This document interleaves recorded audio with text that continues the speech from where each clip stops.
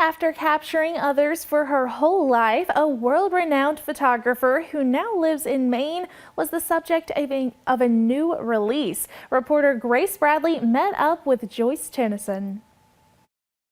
In the end, the buck starts and ends with me. Joyce Tenneson's story is one of undeniable grit and unfettered ambition, wielding a camera as a tool for cultural change. I started doing photography quite young.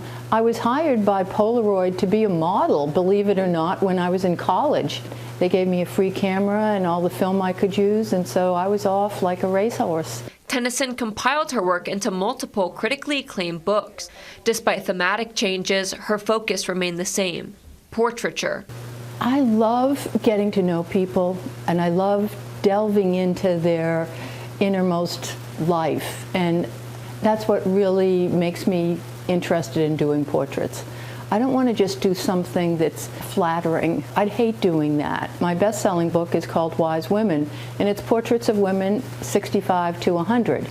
And I loved that, working with those women, and I traveled around the country. This is a famous woman who I was so happy to meet, Gloria Steinem, Coretta Scott King. This is Odetta, the great folk singer. This is my next door neighbor, right across the hall. When I met her, and this was when I was living in New York, I immediately felt this luminous quality that she just had. Every day I see something new. Every day it makes me, feel like I'm talking to her again. With stays in D.C., Europe, and New York City, Tenneson moved to Rockport in 2009. While teaching photography at Maine Media Workshops, she met Randy Gephardt and David Wright.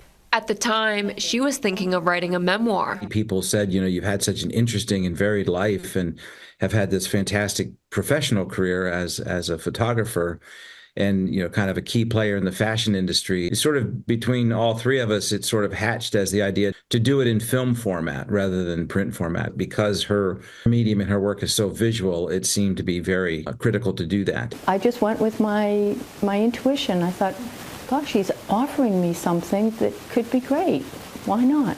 Just really a fascination with Joyce's beautiful work.